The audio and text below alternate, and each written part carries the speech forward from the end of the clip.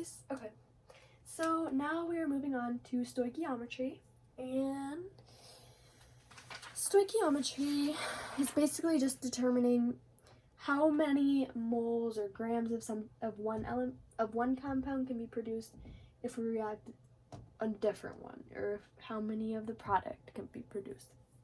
Simple as that. All right, so this is definitely going to be dimensional analysis. So how many grams of HCl can react with 0.560 grams of AlOH3? So note that we're converting from from AlOH3 to HCl. All right, so we always start with what we're given. 0.560 grams of AlOH3. Set her up. Okay, so same unit as the given, grams of AlOH3. Now, what do we want? Well, we want how many grams of HCl. But we cannot go from grams of AlOH3 to grams of HCl because we have nothing telling us that for every X grams of AlOH3, there are Y grams of HCl. We don't have that. But what we do have is that we know that for every 1 mole, because there's a 1 here, of AlOH3, we have 3 moles of HCl reacting. Okay?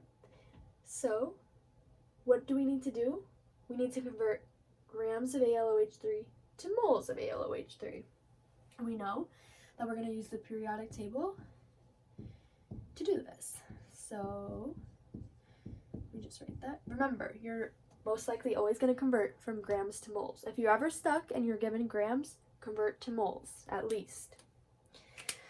Okay, so how many grams are in AlOH3? Go to your periodic table.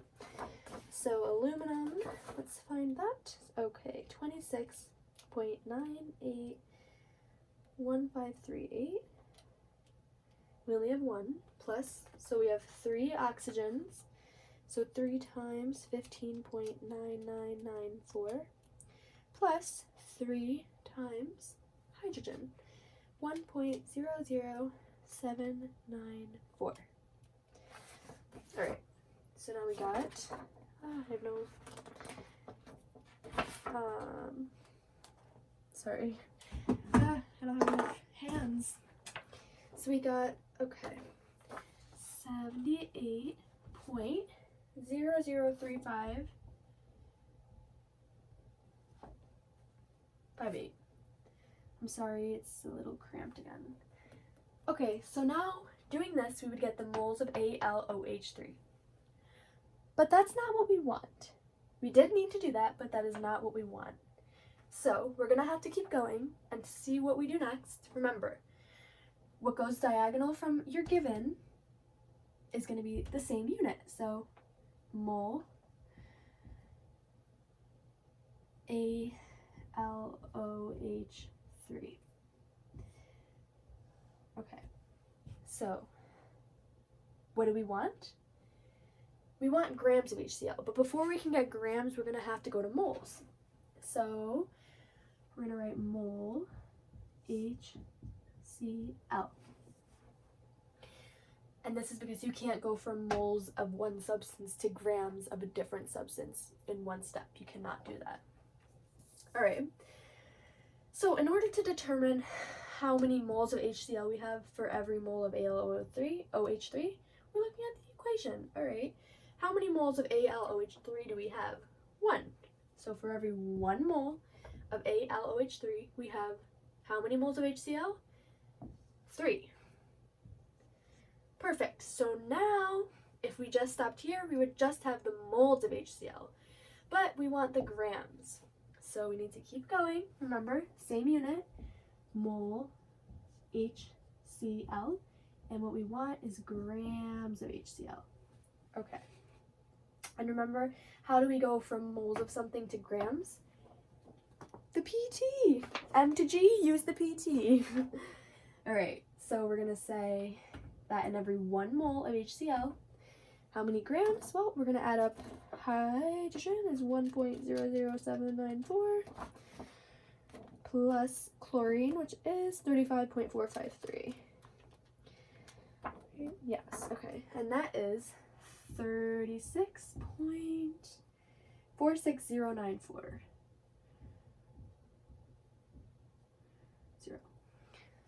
Okay, so now we can finally do our math. Remember, multiply everything on the top, divide by everything on the bottom. So, 0.560 times 1 times 3 times that 36.46094 divided by 78.0035558, and now we have our answer. How many sig figs? 3. So the answer is 0.785 grams of HCl. I hope that helped.